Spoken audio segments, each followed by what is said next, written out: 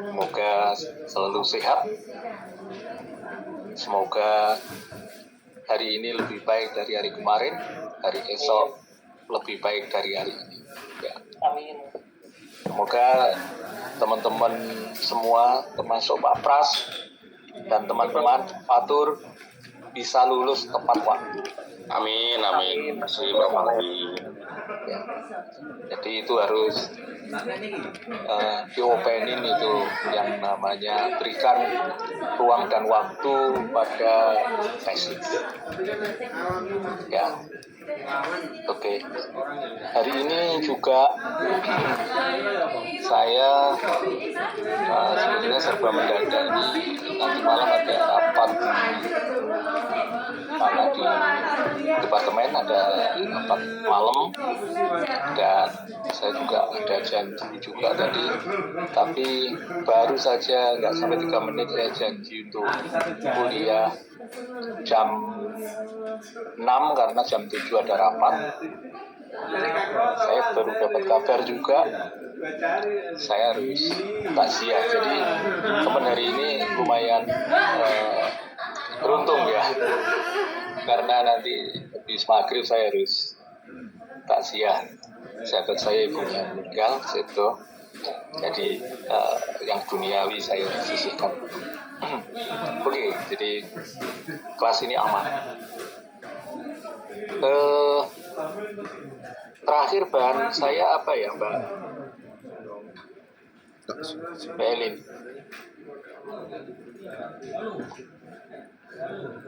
Pak Pras, bahan saya terakhir apa ya saya berikan ya?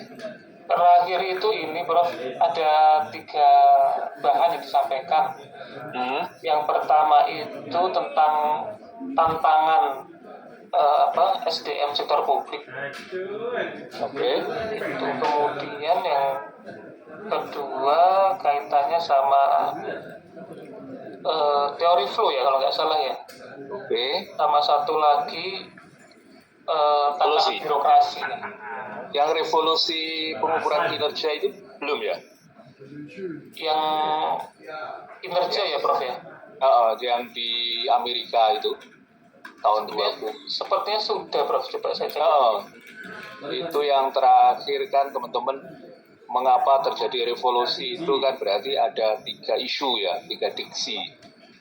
Kembalinya kebutuhan untuk berkembang, development, terus aspek agility ya, terus perlunya kita bekerja dalam unit analisis yang disebut dengan teamwork ya, tidak lagi individu ya. Itu di kesimpulan di bagian akhir, tapi masih tengah ya, agak tengah, tapi jadi isu itu menarik ya. Di Amerika tahun 2002 sampai hari ini kita masih mendengung-dengungkan di mana Tukin ini diukur secara individual. Jadi teman-teman ya, kalau saya perkirakan, dan saya lagi nyusun buku juga tentang leadership, bahwa ke depan, bolak-balik saya katanya, ke depan itu seorang leader itu tidak akan mampu untuk memanage ya semua persoalan yang makin kompleks, makin cepat ya, VUCA itulah, sehingga seorang leader sangat tidak relevan lagi dia bisa mengendalikan sebuah organisasi yang berada dalam lingkungan yang seperti itu. Satu itu. Yang kedua, saya kira saya harus setuju dengan pendapatnya si Ron Askenas, ya kan, bahwa specialization menuju ke integration, di mana Superman itu sudah nggak ada, yang ada adalah super team. Saya kira banyak sekali pelajaran yang kita ambil untuk menyiapkan sebuah konsep tidak lagi adaptif tapi proaktif. Ya, yang selalu saya tekankan itu proaktif, antisipatif, long term. Ya, jadi semua sekarang harus berpikir ke depan menghadapi ketidakpastian yang cukup gila ya, saya sebut gila itu. Anda bisa bayangkan ada sebuah survei yang mengatakan dosen itu bukan profesi masa depan, karena masa depan itu dosen itu akan hilang. Saya percaya itu. Mengapa? Karena Anda semua mencari informasi tidak harus dari university, ya, dari banyak hal. Jadi yang university itu sudah banyak dikritik. Kalau Anda tidak membuka diri, university, Anda bukan lagi satu-satunya aktor yang memproduksi sebuah pengetahuan baru. Industri sekarang memproduksi pengetahuan baru. Dan saya kira banyak lagi. Sehingga kita memang harus membuat, misalnya kalau saya tadi akan membuat bahwa ke depan itu model kepemimpinan, model kolektif kolegial. Ya, artinya sekarang saya lihat multinational corporation itu sudah membuat apa yang namanya board of director. Ya, KPK, birokrasi mungkin agak susah ya, karena mesti harus one man show, pucuk pimpinan itu yang paling berkuasa. Ya, bahkan university masih yang berkuasa rektor, walaupun ada wakil rektor. Tapi itu saya kira tidak cukup. Ya, melihat perkembangan yang seperti itu. Jadi, itu di pengukuran kinerja. Jadi kalau Anda pelajari itu PPT saya itu yang saya ambil dari majalah bisnis ya, bukan dari artikel. Menarik sekali. Saya beruntung mendapatkan kiriman dari sahabat saya di luar negeri tentang itu, terus topiknya pas saya pakai untuk teman-teman sekalian. Jadi saya juga belajar betapa pengukuran individu itu sudah tidak relevan, ya, sangat tidak relevan, karena keberhasilan itu tidak kontribusi seseorang. Antar individu mesti harus membangun, justru sebetulnya harus membangun sistem yang sinergi. Jadi itu unit analisisnya tidak lagi individu tapi kelompok, super team, ya. Jadi itu saya kira di birokrasi masih belum ada ya. Ini kemarin ada S3 itu memakai bimbingannya Prof. Yusuf itu silo mentality. Silo mentality kan. Ego sektoral. Anda bisa bayangkan itu masa depan birokrasi kita kalau masih seperti itu. Dan itu sudah jadi culture. Kalau sudah jadi culture, itu melekat di mindset tiap individu yang sangat susah untuk diubah. Karena saya mencoba mengumpulkan para pendapat tentang karakter dari budaya organisasi itu bersifat ada 4, moga-moga saya ingat. Ya, 1, pervasif, meresap di hampir semua sel kehidupan di dalam organisasi itu. Enduring, tahan lama, sulit sekali untuk diubah. Terus bersifat laten, jadi tidak kelihatan, manifest, tapi impact-nya bisa kita rasakan. Ya, terus yang terakhir ini yang selalu menjadi ciri khas awal itu share value bersama. Jadi nilai bersama. Jadi pendukungnya tidak hanya 1-2 orang, mayoritas gitu. Jadi kalau Anda masuk ke wilayah itu di sebuah kultur, pilihannya hanya 2, Anda diwarnai atau mewarnai. Nggak mungkin Anda mewarnai. Yang ada adalah Anda diwarnai. Anda bisa adjustment enggak? Ya, Anda harus, kalau tidak suka dengan itu, Anda harus quit, keluar dari organisasi. Oke. Nah, ini saya itu menarik untuk dikembangkan ya teman-teman ya. Itu persoalan SDM birokrasi itu luar biasa. Nah, ini saya coba agak sedikit kembangkan dengan sektor publik ya. Kalau di salah satu PTS itu saya menghandle mata kuliah kepemimpinan publik, tidak lagi kepemimpinan organisasi tapi kepemimpinan publik. Itu lebih makro, tidak lagi meso tapi makro ya. Oke. Nah, ini ada beberapa nilai yang saya ketemu lagi kalau saya memakai mengajar topik bahasan yang berbeda di culture, ya ketemu di sini ketemu. Jadi ini saya anggap kalau kita melakukan elaborasi teoritis itu, mengapa nilai ini kok terus muncul gitu? Ya misalnya tadi agility, ya kelincahan itu ada di mana-mana dalam perspektif yang berbeda-beda. Tapi muncul itu kata kunci keywords-nya agility. Jadi memang era sekarang ini ibaratnya tidak mungkin Anda semua bukan era tidur siang, ya. Makanya Indonesia ini liburnya terlalu panjang, ya. Ya, tingkat ASEAN itu kita itu tahun 2025 ini libur paling banyak itu Indonesia, 27 hari. Ya, bandingkan dengan Singapura yang hanya 11 hari, paling kecil. Ya, jadi luar biasa kita banyak libur. Bukan berarti tidak perlu libur, tidak juga, karena kita manusia sosial, ya makhluk sosial, pasti harus ada libur. Tapi kalau terlalu banyak libur juga ini persoalan serius juga.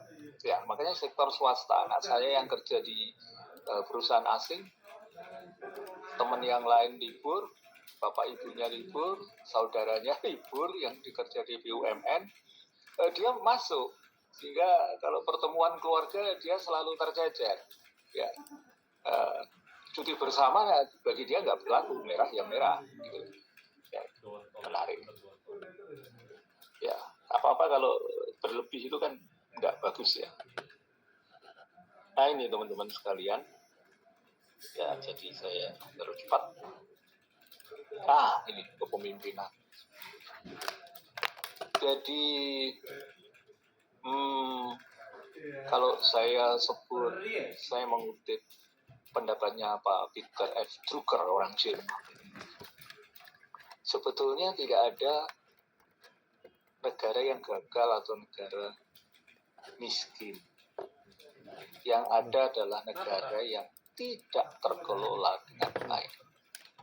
Jadi manajemennya jelek. Nah, kalau saya lihat manajemen itu ada pro dan kontra. Ya, ada apa itu? Art of science. Teruslah bergelut itu. Terus yang satu mengatakan muncul lagi art of science or profession. Ya. Jadi tambah apakah itu profesi. Tapi apapun itu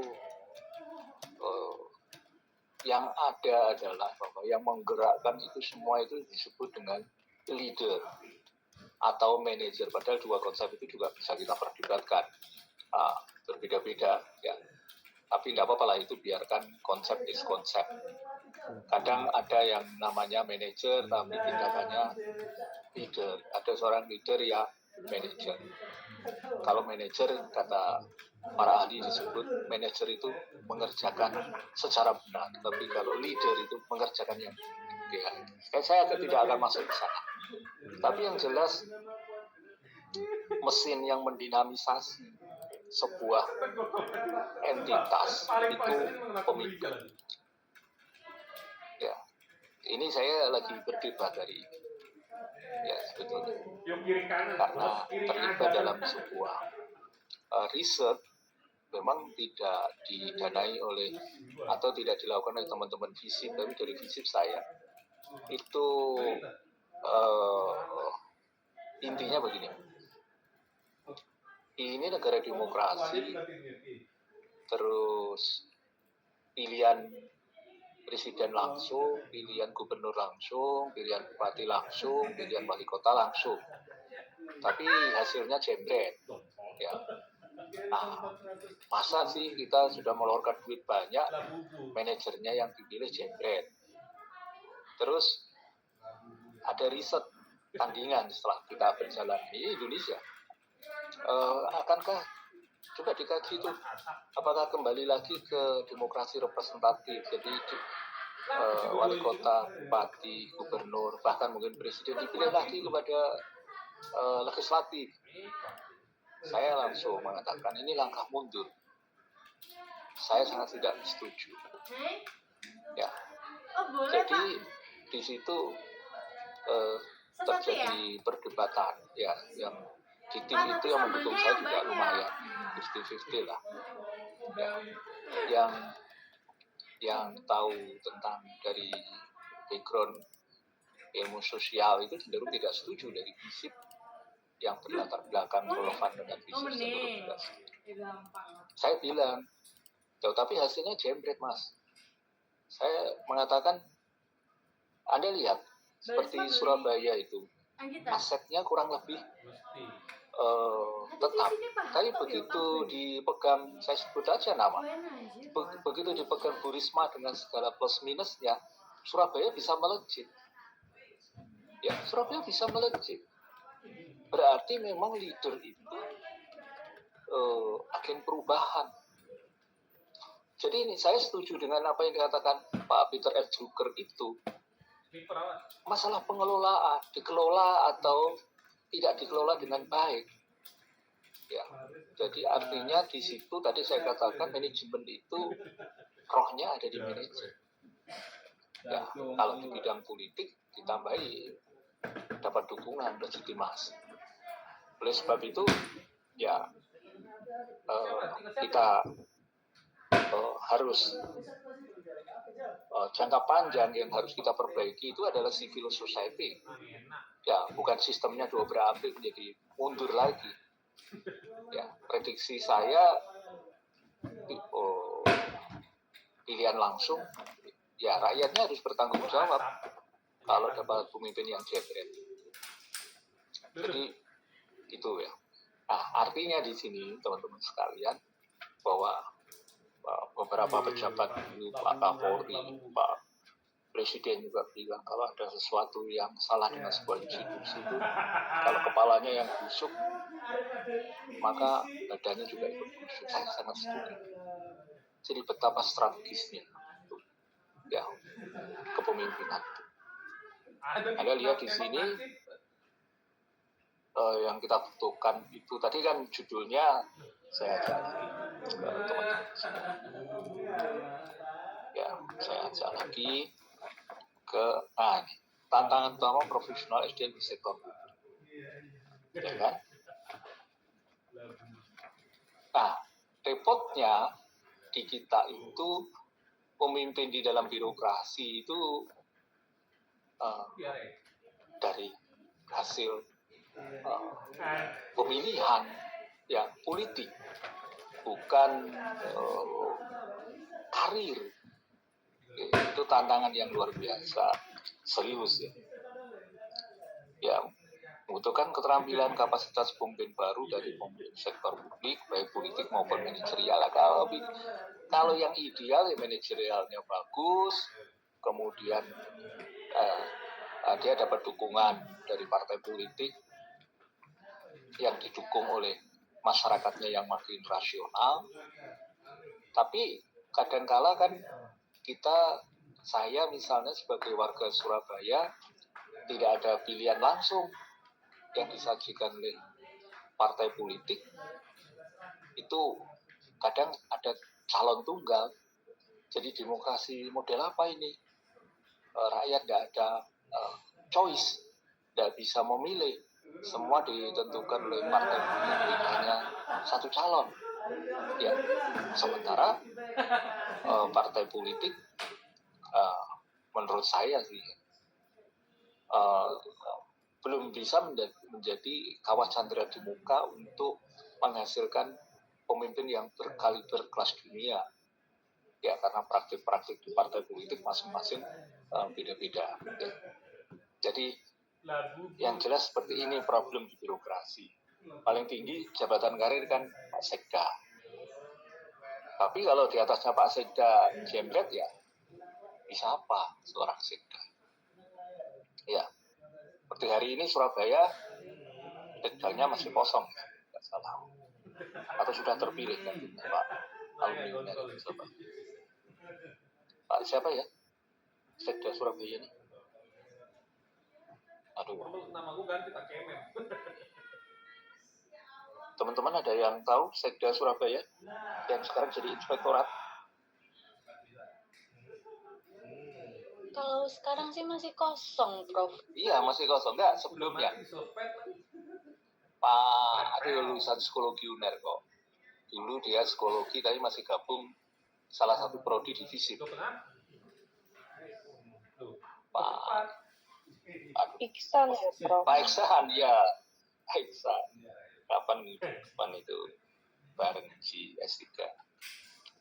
Asap terusan. Oke. Nah itu Penyetebuin kita. lebih kompleks kita di publik daripada di private di swasta. Jadi untuk mendapatkan pemimpin yang mempunyai bobot politik dan manajerial itu susah banget. Bobot politiknya kuat tidak menjamin bobot manajerialnya bagus. Banyak yang justru paradok, bobot manajerialnya bagus tapi nggak dapat dukungan politik. Oke, ini membutuhkan ketajaman bisnis. Nah, di dalam teori di public policy itu kan ada entrepreneur policy entrepreneur ya, kalau tidak salah. Atau entrepreneur policy entrepreneur. Oke. Itu ada teorinya kan. Jadi ketajaman bisnis, saya kira bagaimana seseorang itu melihat sebuah opportunity. Saya artikan juga ketajaman bisnis itu bagaimana dia menggunakan anggaran. Apa yang disebut dengan value for money. Ya. Jadi masalah anggaran menurut saya itu bukan persoalan besar atau kecil. Tapi bagaimana dia mengelola anggaran yang setiap rupiah itu bermakna. Sehingga dia bisa memprioritaskan sebuah titik di mana titik itu menghasilkan multiplier effect. Ya kan? Jadi ada kabupaten yang bagus. Terakhir ada kabar yang menarik, tapi saya kaget juga. Kabupaten yang melebihi Surabaya, Malang. Tapi itu awardnya dalam negeri ya, Kementerian Dalam Negeri. Coba lihat, kabupaten terbaik yang melampaui Surabaya sama Malang, itu kabupaten mana? Kaget saya. Ya, berdasarkan scoring ya, kita nggak tahu. Anda sebagai Republik policy itu ya, Anda lihat. Ternyata Sidoarjo. Ya, ternyata Sidoarjo. Saya tidak menggugat, enggak, cuma lihat parameternya. Ya, coba dicek ya teman-teman ya. Ya, oke. Jadi ini ketajaman bisnis masuk itu. Menggunakan anggaran itu selalu yang saya katakan penyakit di dalam teori organisasi itu kan 80-20 ya, saya nggak perlu terangkan itu apa penyakit 80-20. Di birokrasi selalu saya katakan lagi hukum Parkinson law. Ya. Jadi, tapi saya juga bisa memahami orang yang punya ketajaman bisnis gitu. Kalau di dalam birokrasi kan juga tidak bisa leluasa, nggak seperti di dunia bisnis. Ya, mengapa? Karena di situ di birokrasi itu ada yang namanya inersia struktural. Jadi mereka terpasung oleh aspek legal formal yang kalau dilanggar dia akan berurusan dengan orang hukum. Ya, oke. Ketajaman bisnis. Kemampuan untuk terhubung dengan masyarakat, komunikasi publik. Ya, ini menurut saya trust ya. Kemampuan untuk terhubung dengan masyarakat. Bagaimana komunikasi publiknya. Ya, ini kan dikritik kabinetnya Pak Presiden ini kan berlepotan ini. Komunikasi publiknya. Seleginji segala macam gitu ya. Ya kalau saya lihat seperti itu jauh banget dengan era Pak Harto dulu. Ya, Pak Harto itu selalu satu pintu.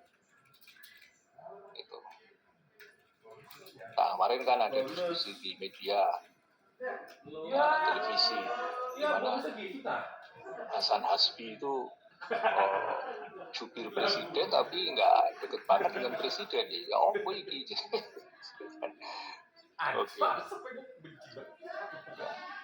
Terus ada apa ini?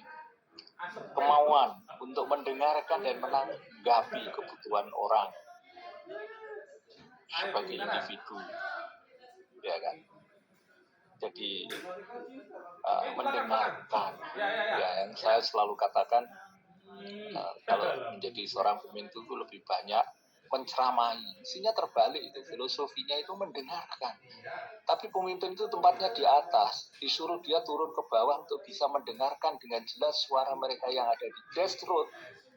Itu silo mentality-nya masih sangat kuat mendominasi. Susah banget gitu loh masuk ke grassroots.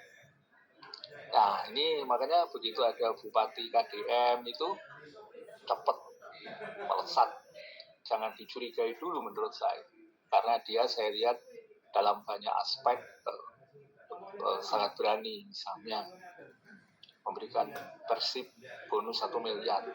Itu pun pihak di masyarakat Bandung, ya ada tokoh saya baca, nggak usah saya sebut nama, itu mengatakan loh ada kemenangan persib, ujuk-ujuk ada tokoh yang seolah-olah jadi pahlawan. Saya tahu sindirannya kemana gitu, tapi dia berani mengeluarkan duit 1 miliar tidak dari APBN, juga luar biasa. Orang berkorban betul sapi kayak ya Pak KDM di antara brandingnya dia lihat korban kemarin di apa itu yang longsor itu namanya kuda batu ya, batu kuda atau kuda batu yang ada di 17 meninggal kan, itu yang tertimpa ternyata ada juga pedagang asoma di situ, anaknya 3. Saya tanggung oleh pemerintah, spontan tapi terstruktur. Coba Anda lihat wawancara dengan media itu cepat dia, tapi bahasanya 1 ini, 2 saya akan melakukan ini, 3 saya akan melakukan ini, 4 enggak, jadi dia sudah terkonsep. Ya. Tentu sebatas yang saya lihat di media, saya sendiri nggak kenal sama beliau, tapi saya amati sepak terjangnya, ya hal-hal yang dia lakukan. Ini breakthrough menurut saya. Jadi kalau jadi pejabat jangan jaim. Marah-marah mulu bos. Seperti itu. Tapi orang-orang seperti itu kadang juga ada yang nyinyir ya. Kita beri kesempatan lah. Endingnya kan akan kelihatan. Dia hanya ngomong atau memang dia berbuat. Ide-idenya saya kira menurut saya luar biasa. Oke, itu contoh. Coba ada juga yang mengatakan kalau terus konten kayak gitu, terus kapan dia memperbaiki tata kelola pemerintah provinsi? Ya kita kan nggak pernah tahu, itu yang tidak ada expose. Tapi saya kira dia banyak melakukan gebrakan. Setelah saya lihat kemarin peristiwa batu kuda atau kuda batu itu, ternyata dia sudah menutup puluhan tambang ilegal, tambang-tambang yang lain dia tutup, ada puluhan pengakuan dia. Salah satunya kan emas yang investornya dari Korea, dia tutup juga. Jadi orang ini konsisten. Selama saya jadi gubernur tidak akan pernah mengeluarkan izin tambang, nutup ya, misalnya seperti itu. Dan nutup itu kan tidak mudah. Anda tahu lah, di Indonesia tambang di belakangnya pasti ada orang kuat. Oke. Jadi risk taker. Oke ya, seperti itu. Luar biasa. Ya, jadi faktor itu. Kalau atasnya seperti itu, saya yakin kepala dinasnya juga akan jauh lebih berani. Tapi kalau atasnya busuk, ya kepala dinasnya yang lain ya ogah ya, mau melarang berhadapan dengan preman gitu aja harus ogah. Tapi begitu gubernurnya pasang badan itu membangkitkan motivasi ke branding. Nah itu seorang pemimpin dia di situ sebetulnya. Ya, jadi ini problem tantangan ya, saya sebut 5 tantangan. Salah satu adalah itu. Dan saya lihat kembali lagi kalau di birokrasi top manajer itu selalu orang dari politik. Partai-partai politik juga krisis kepemimpinan ya, artinya tokoh-tokoh yang dia munculkan dari kawasan terbuka itu kurang mengesankan. Oke, jadi kemauan untuk mendengarkan dan menanggapi kebutuhan publik orang-orang sebagai individu. Nah, di sini bukan sesuatu yang Anda lihat berlimpah. Jadi masih sangat sulit ya. Kalau saya sebut tidak jarang, tapi sulit. Ya, karena kadang-kadang kita terpesona di awal, tapi termehek-mehek di belakang. Ya. Jadi yang saya masukkan ini ke bulan tadi betul-betul sulit. Nah, konsisten enggak? Ya. Gitu. Jadi kita tidak terpesona di packagingnya saja, tapi juga kita harus tahu substansinya, dalamnya, isinya. Okay. Bukan sesuatu yang Anda lihat berlimpah, jarang, susah. Terus kemudian, ini perlu dipikirkan. Saya belum cek ini. Kelunting enggak ini gaji ke-13? Mas Adam sudah cek. Gaji ke-13 sudah kelunting belum? Oh gitu ya. Berarti saya sudah ya. Ya dari kan Dr. Adam yang di sebelah saya. Gaji 13 ini teman-teman yang ASN ini ya. Waduh. Ini kalau dosen ini juga sering, biasanya kan hanya gaji pokok. Saya belum cek. Sekarang sama tunjangan juga dimasukkan di situ, besar ini. Apalagi tunjangan itu besar masuk, wah, akan saya belikan cendol. Ya, salah paham. Harus disyukuri ya teman-teman sekalian. Harus disyukuri, dan itulah perlunya ada zakat ya, harus sedekah gitu. Di dalam kelunting kita itu terdapat haknya orang lain. Tentu orang yang lebih kecil dari kita. Itu agama luar biasa. Ya, ada hak orang lain. Bagaimana cara membersihkan harta kita? Sedekah sama zakat. Nah itu saya baru paham. Ya, sinau terus. Jadi gaji dan penghargaan, salary, gaji. Kalau weeks itu upah. Bedanya kalau salary itu bulanan. Ya. Kalau upah itu jam-jam. Kalau dikeluarkan tiap minggu itu saya lihat buku dan artikel itu masuk gaji. Tapi jam-jaman itu upah. Jadi di Australia waktu saya di Melbourne, di sana sudah mulai musim dingin ya. Saya lihat itu malam Sabtu ya, bukan malam Minggu. Malam Sabtu itu orang berjejer itu ke kafe. Waduh, kok malam Sabtu sudah ramai? Loh, mereka habis gajian loh. Gitu tuh. Nah, ini tanggal berapa? Loh, kalau di sini gajiannya tiap minggu. Apakah itu disebut gaji? Yes. Ya, karena mingguan, bukan jam-jam. Jadi dia itu tiap minggu. Nah, kalau di dalam sistem kompensasi yang baik itu kalau makin sering makin baik, selama bermakna. Jadi kalau saya dikasih gaji 1 bulan sekali, terus kemudian saya ditawari, gimana Pak Fali kalau tiap 2 minggu saya keluarkan gaji Anda. Saya lihat dulu. Kalau 2 minggu itu misalnya 15 juta, 20, oke, signifikan bagi saya. Tapi kalau 2 minggu itu hanya 5 juta begitu ya. Nah, itu kata bermakna itu sangat subjektif. Jadi intinya adalah gaji itu kalau sering dikeluarkan, makin sering makin bagus. Selama bermakna. Nah, di Australia itu mingguan dikeluarkan untuk bekerja. Ya, paling nggak di Melbourne ya. Itu lebih bermakna. Ya. Saya juga pernah di sebuah PTS yang berafiliasi dengan agama ya. Artinya itu di bawah yayasan agama. Itu saya digaji semesteran.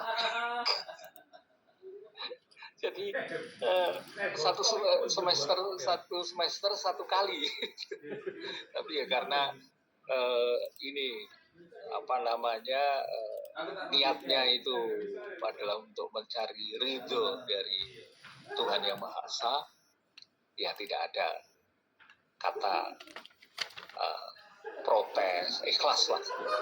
Gitu, teman saya dari ITS itu ikhlas mas, iya, memang sudah tahu dari awal itu. Tapi begitu mahasiswanya bagus, kita memberi pelayanan bagus, ya toh. Terus antara yayasan sama pengelolanya gelut diri, ya. Nah itu. Baru begitu buah manisnya kelihatan. Terus jadi ini gelut ada dilandasi oleh ideologi agama, tapi gelut juga ya ono duit akeh repot.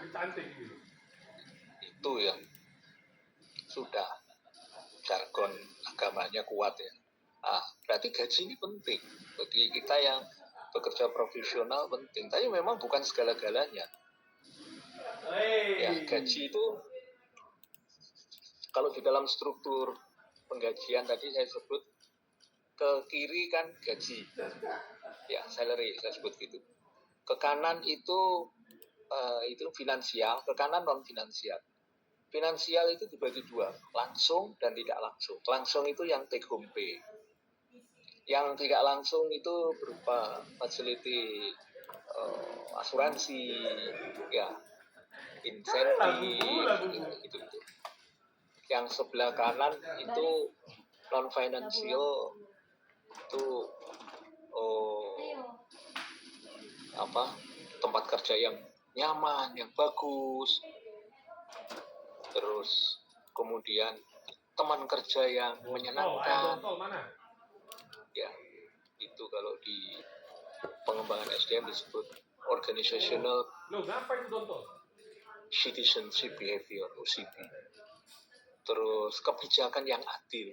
Nah, itu juga itu juga salary itu juga kompensasi non finansial.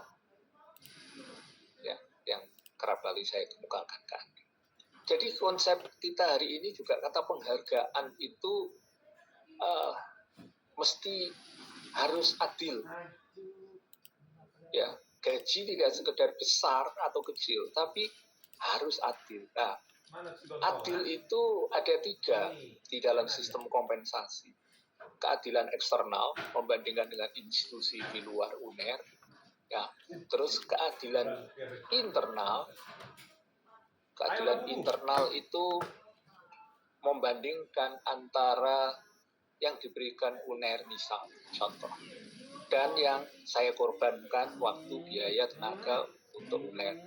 Kalau itu terpenuhi, klop. Masih ada lagi. Ini yang biasanya kebobolan, yaitu keadilan individual. Ya. Artikel-artikel yang saya baca terakhir dan mutakhir itu kebanyakan bobolnya di sini. Ya, sehingga manajer itu bilang, sudah saya gaji sekian kok masih terjadi ketidakpuasan. penyakitnya dari sisi ini. Ini bukan masalah besar dan kecil, tapi masalah keadilan individual. Seseorang yang kita anggap sama kurang lebih. Wis podo profesore, pakate podo, Very nice. misalnya. Nice. Terus ini diberikan kompensasi yang lebih besar dari ini. Ayolah bubu. Itu akan selalu membuat komparasi. Jadi banyak praktik-praktik di dalam birokrasi kita. Di swasta saja terjadi, tapi persentasenya jauh lebih kecil di swasta karena sistemnya transparan, hitung-hitungannya transparan. Tapi di dalam sektor publik, di birokrasi, ya itu jadi isu ketidakpuasan, kelakuan yang tidak aktif. Itu masuk keadilan individual, ya teman-teman sekalian. Walaupun kadang secara aturan itu sama, jadi aturannya itu sudah benar, tapi implementasinya tidak seindah itu. Like and dislike. Ya, oke. Jadi hati-hati dengan itu semua. Gaji dan penghargaan itu bisa counterproductive, bisa senjata makan tuan. Makanya banyak orang, wah kali sudah saya berikan ini tunjangan ini. Apanya yang salah dengan kami? Ini kita coba riset, telah keadilan eksternal, keadilan individual bagus, keadilan internal. Individualnya jebol. Ini akar masalahnya ada di sini. Oke, segera. Nah, penghargaan itu recognition penting saya kira. Kita itu rekognisi itu kan beragam. Saya sebut ini rekognisi itu tidak harus finansial, tapi bisa non finansial. Saya sebutkan tadi. Saya membaca artikel terbaru itu ditambahi recognition and celebration. Ya, terus saya berpikir bagus ya, celebration saya baca. Oh, celebration itu artinya begini teman-teman sekalian. Bukankah saya tidak keliru?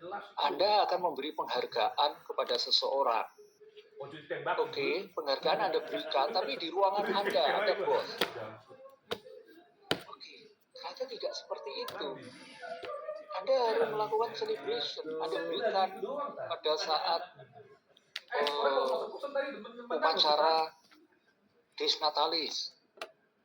Jadi, sama-sama Anda berikan sertifikat, sama-sama Anda berikan bonus, tapi efeknya itu beda kalau tidak ada celebration. Terus gambarnya Anda, kalau mahasiswa zaman saya berikan, mohon maaf, itu mahasiswa itu gambarnya, fotonya, nomor NIM-nya, jurusannya, prodinya, saya sebutkan, berhasil tampil di seminar internasional di Taiwan. Nah, jadi pada waktu masuk kampus teman-temannya tahu semua. Dan itu sebetulnya insentif ya di dalam marketing ya. Tepat saya ngajar marketing in public sector. Ada di S1 itu mata kuliah marketing dalam sektor publik. Itu adalah insentif non-ekonomi. Jadi ada insentif ekonomis dan insentif non-ekonomis. Insentif ya. Itu masuk non-ekonomis. Terus kalau kita berikan bonus, itu insentif ekonomis. Ya, kadang-kala orang ekonomisnya tidak begitu banyak, tapi dia terkesan dengan insentif non-ekonomi. Lebih kualitatif, lebih intrinsik, asli, original, lebih tidak bisa dihargai dengan apapun. Misalnya kalau dalam wisuda Pak Rektor selalu membuat mahasiswa berprestasi dan mahasiswa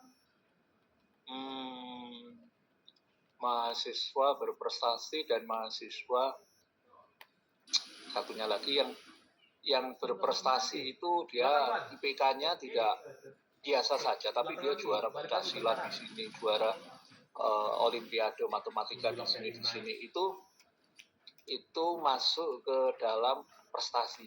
Ada lagi yang pencak silat, ada lagi yang judo, taekwondo, jadi hafiz, ya segala macam itu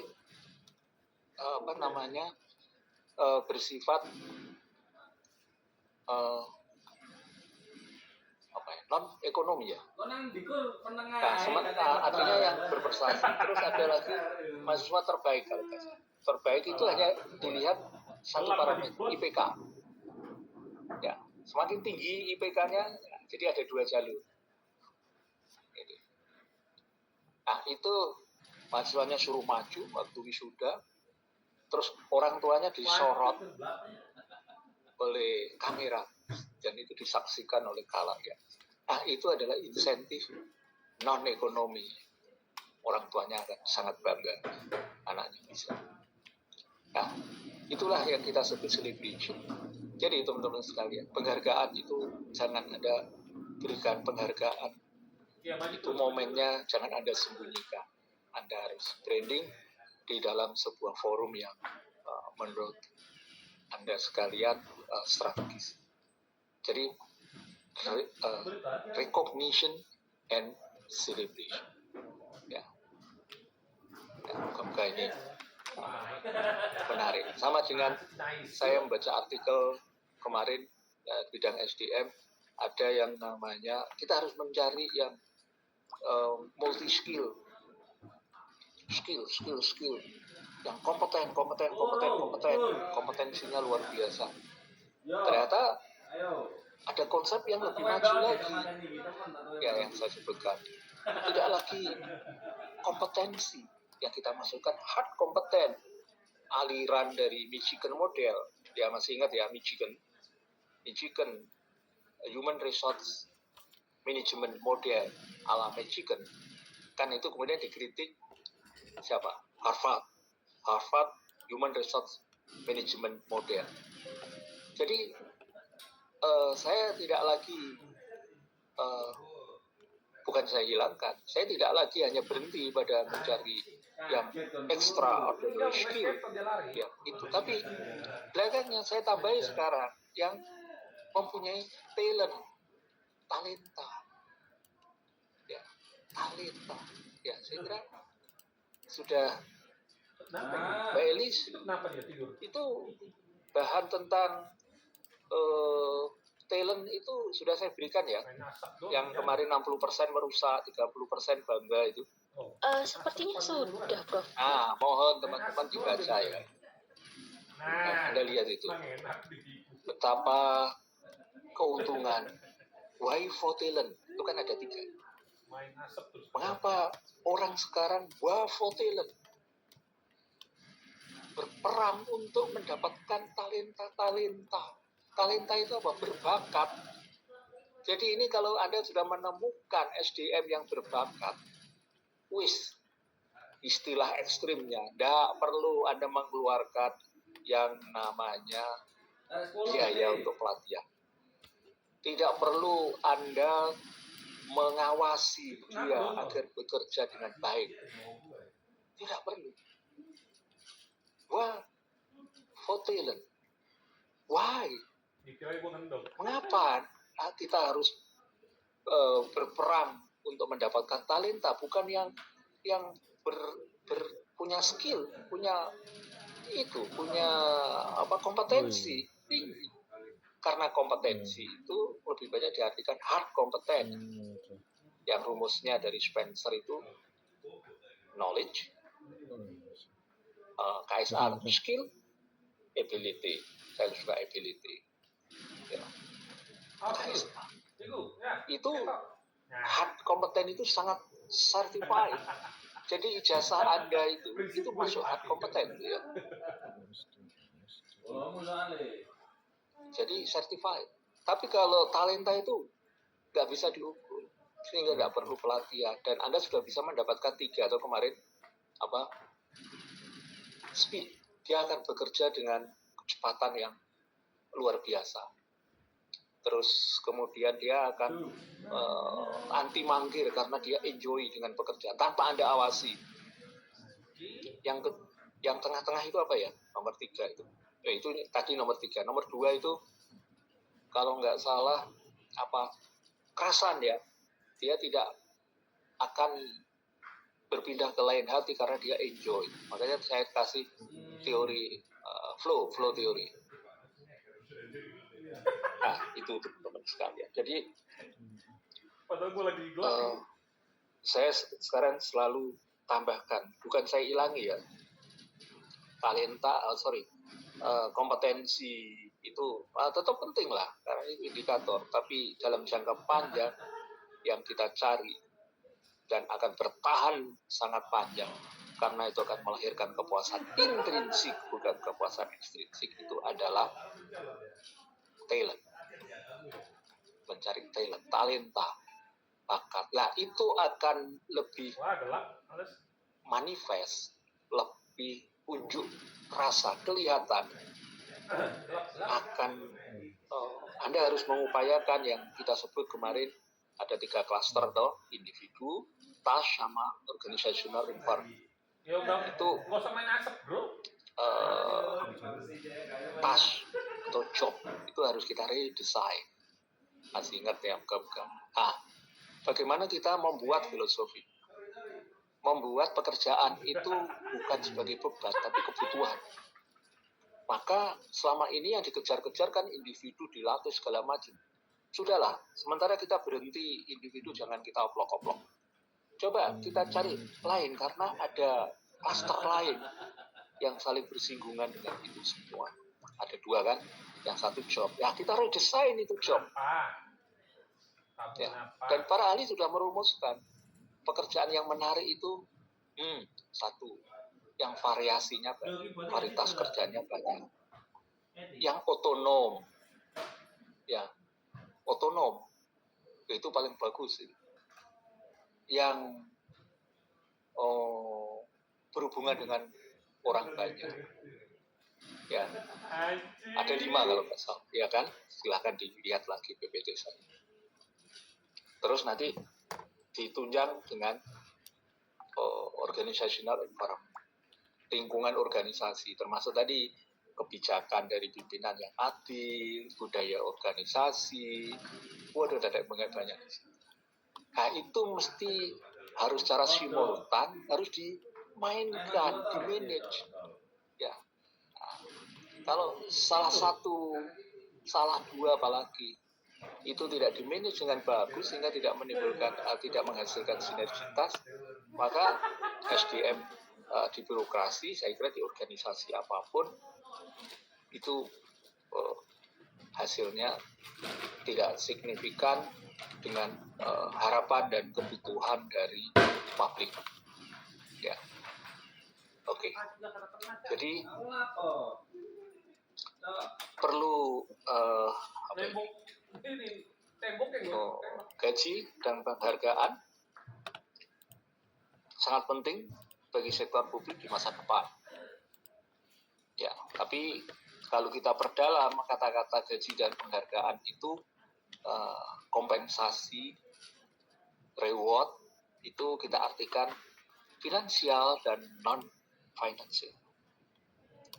Pemerintah daerah mulai menemukan jalan keluar dari persoalan gaji yang setara, adil, tapi dengan biaya yang signifikan. Bagian lain dari sektor publik juga perlu memastikan pendekatan mereka terhadap gaji dan penghargaan terhadap klaim kesetaraan, dan secara kolektif perlu beralih ke penyampaian agenda penghargaan baru untuk masa depan. Nah itu yang saya sebut tadi. Jangan hanya di sisi finansial terus, tapi dilengkapi melihat manusia itu secara lebih utuh. Ada jasmani, rohani, ya, ada kepuasan ekstrinsik, intrinsik, ya, ada finansial, non finansial. Itu harus dijalankan secara simultan. Kesetaraan dan keberagaman, saya kira ini juga sebuah, kalau kesetaraan itu saya identikan misalnya keadilan sosial, ya, social equity itu menjadi tantangan birokrasi di masa yang akan. Keberagaman, saya kira ini hasil dari Pak Elis itu sudah ya di copy ya, tentang the big nine values. Sudah, Prof. Ya, the big nine champion ya, values champion ya. Ya, values, Prof. Values champion. Jadi itu kan penelitian tahun 2020 itu ya. Terus yang tadi saya tambahkan celebration dan recognition dan celebration itu kalau nggak salah hasil penelitian tahun 2022 akhir COVID. Ya. Jadi di situ Anda bisa lihat diversity. Jadi ke depan itu kita nggak mungkin di dalam sebuah unit itu isinya, saya gambarkan, wong Jawa kabeh, orang Finlandia semua, akhirnya HP merek Nokia Ambias ya kan, itu hasil orang lain ya, Harvard Business Review itu. Jadi yang bagus itu keberagaman itu harus sudah menjadi value ya. Oke. Kesetaraan. Jadi ini nilai-nilai masa depan. Jadi kalau Anda mau membangun sebuah organisasi masa depan, saya kira riset ini sangat bermanfaat. Ya, sangat bermanfaat. Oke. Nah, ini Trevor Phillips itu ya. Tidak ada peran SDM dalam keberagaman. Itu kan SDM sektor publik perlu bangkit. Menimbulkan kesadaran akan keberagaman dalam hal akses layanan.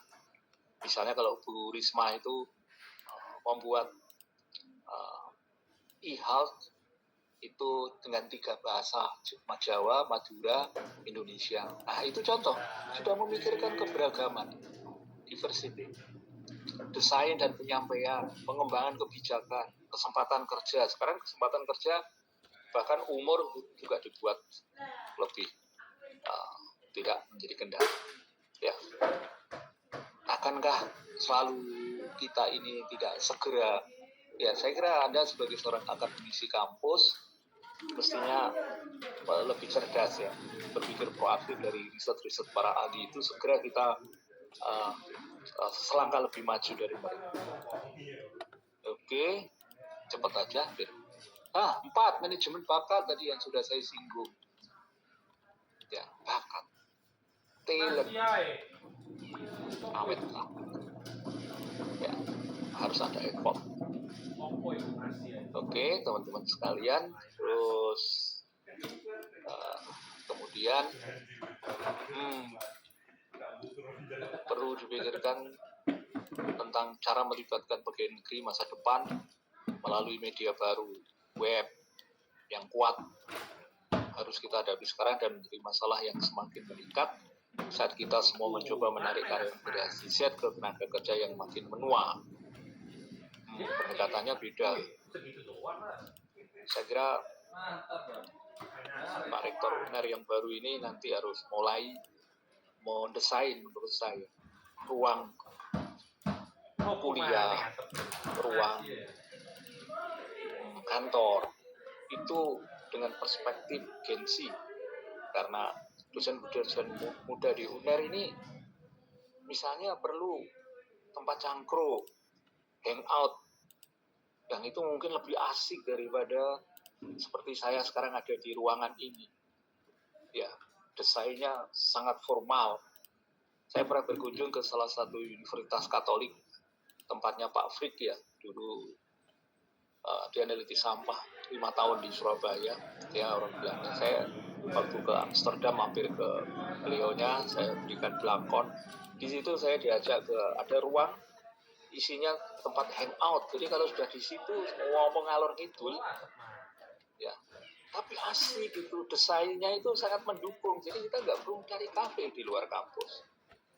Situasinya sangat mendukung dan di situ lebih lama dosen itu ada di situ daripada di tempat saya ini yang sangat formal.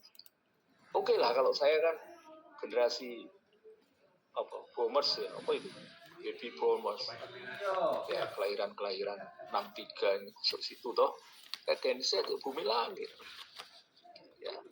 saya nggawa dhewe apa nggawa dhewe koma gak apa-apa, tapi anak-anak muda ini bro.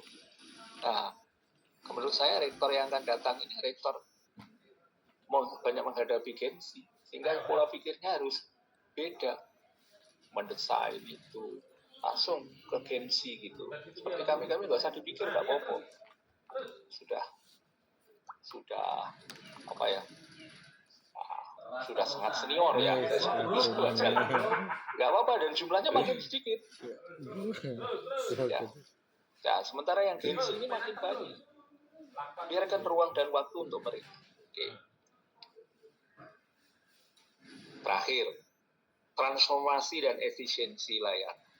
Saya kira di era digitalisasi gitu, ya, efisiensi.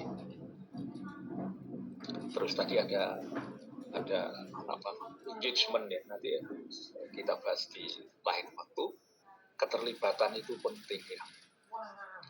Jadi gengsi itu jangan hanya dikasih sosialisasi, tapi buatlah sebuah media digital yang memungkinkan mereka bisa nimbrung, bisa terlibat, ya, involvement, engagement di dalam proses itu.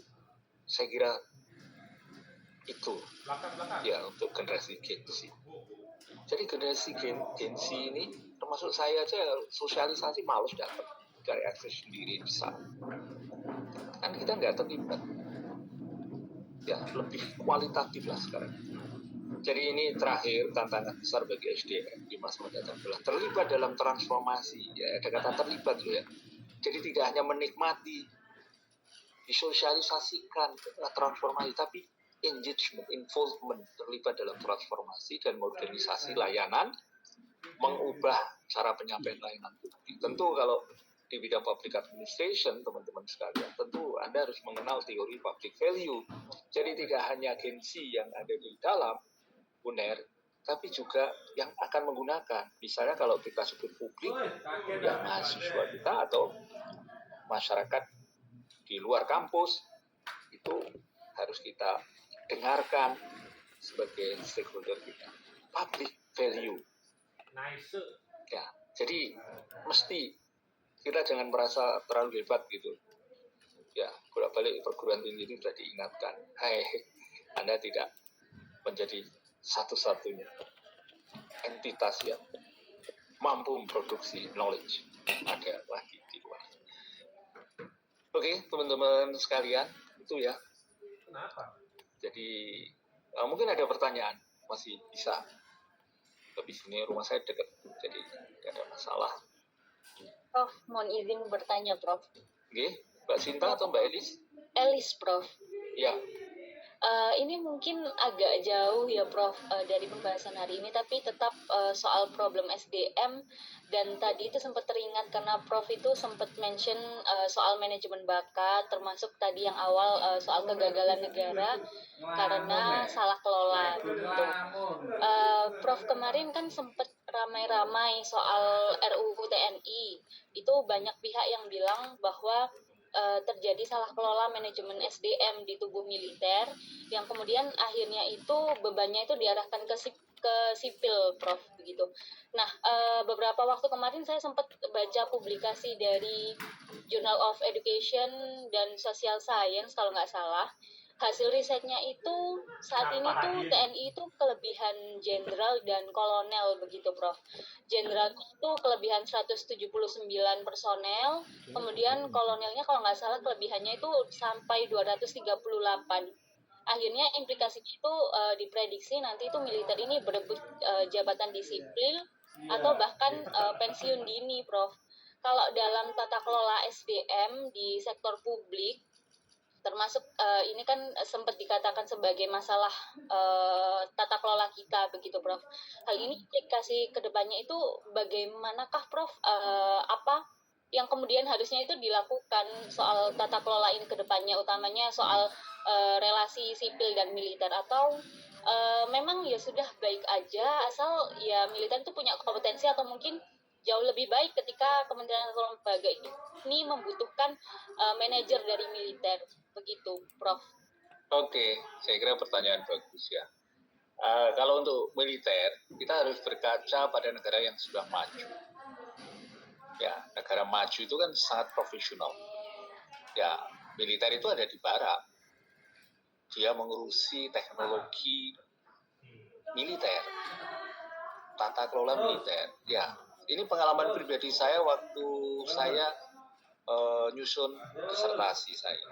Saya menemukan buku 5 pilar kalau nggak salah, saya lupa 5 pilar apa itu. Tapi penulisnya namanya Bill Awak Bridge. arahan Saya pikir orang Harvard, kambing.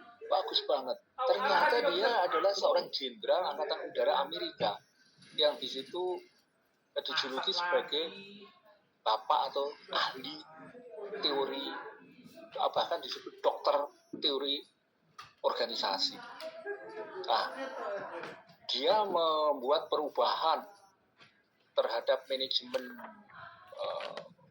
militer Amerika, terutama studi kasus Angkatan Udara. Jadi dulu Angkatan Udara Amerika itu pernah kayak Indonesia, ya pesawatnya jatuh dewe, rontok dewe. Nggak karena peluru, nggak karena ini, karena pelatihannya nggak bisa penuh. Kayak Indonesia dulu kan pernah ngalami itu, bolak-balik jatuh. Ya, terus dia ubah.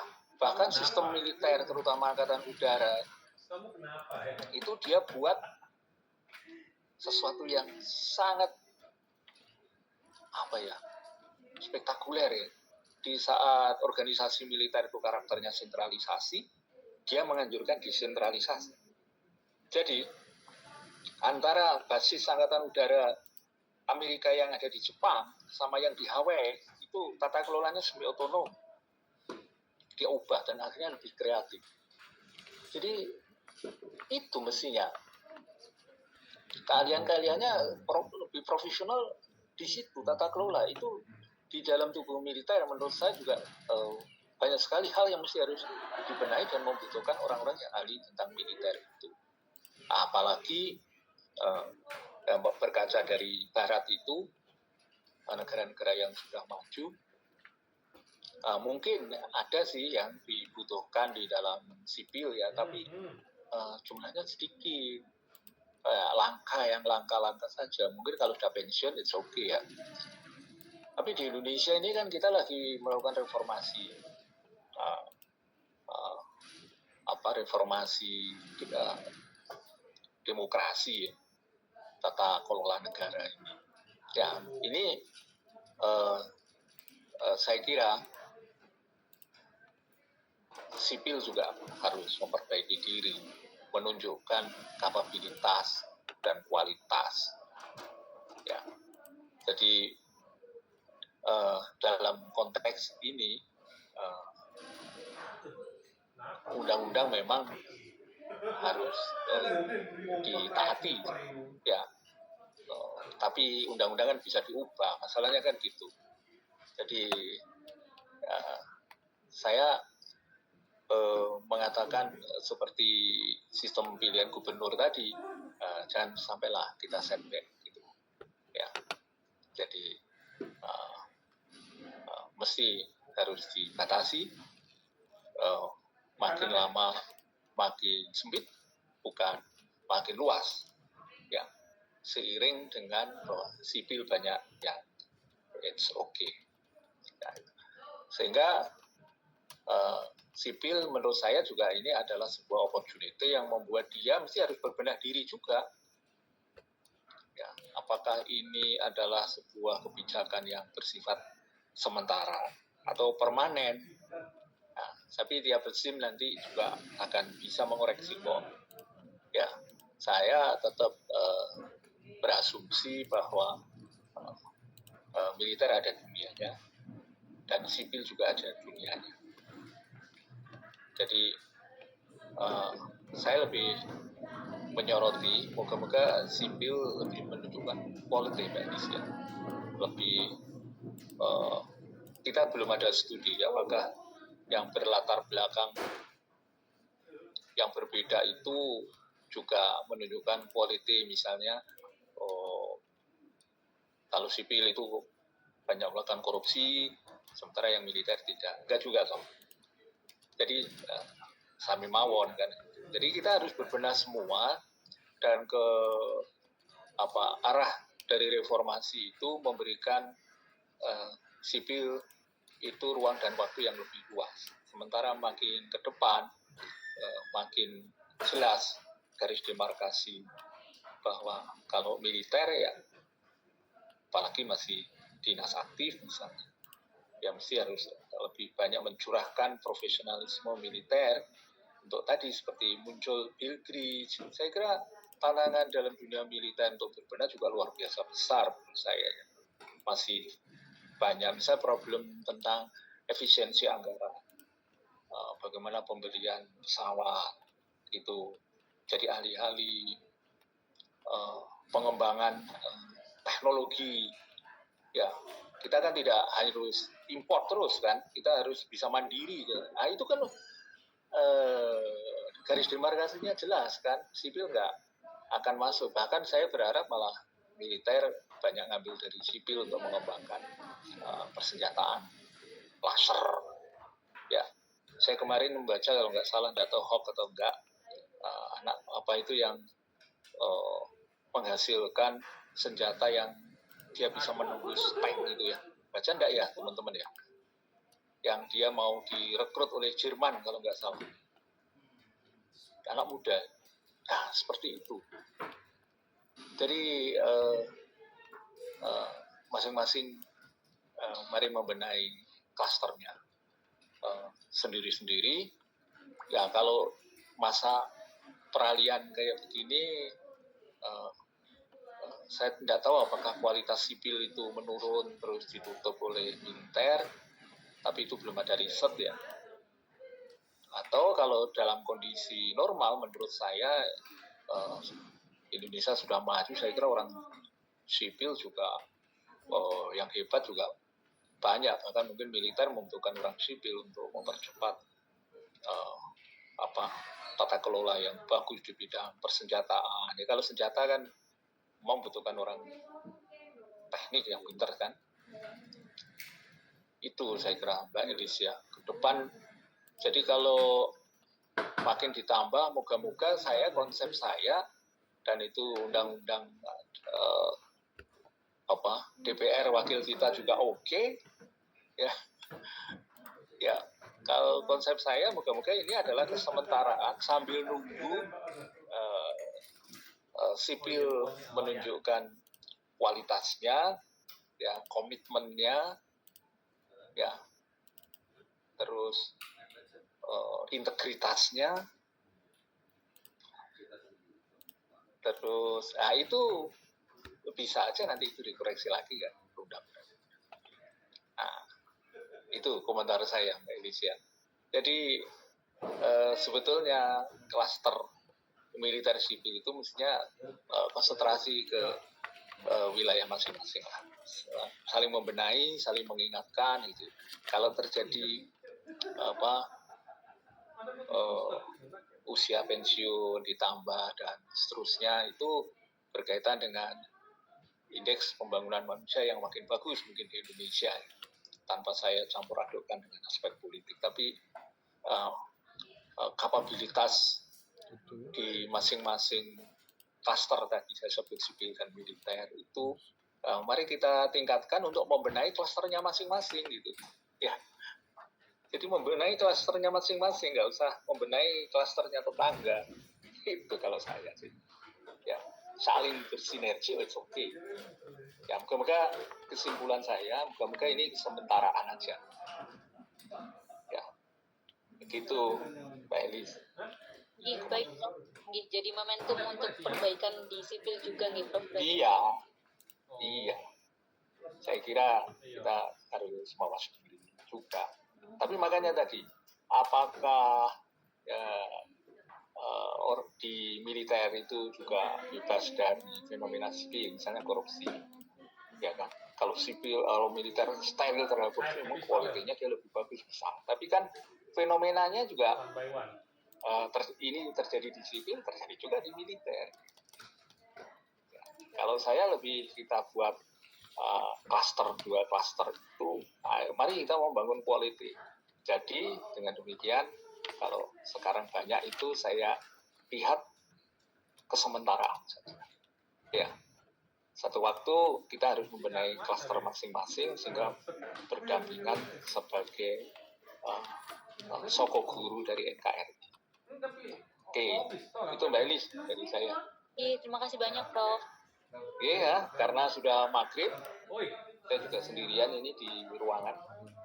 Mohon maaf kalau ada kata yang kurang berkenan. Kuliah yang jam 6 saya batalkan. Saya harus memampir rumah sebentar, terus takziah. Nggak boleh. Oke, semoga sehat semua teman-teman sekalian. Salam sukses dunia akhirat. Assalamualaikum warahmatullahi wabarakatuh. Waalaikumsalam warahmatullahi wabarakatuh. Terima kasih Prof. Ali. Sehat-sehat Prof. Ali. Iya, Tiara. Hati-hati, Tiara.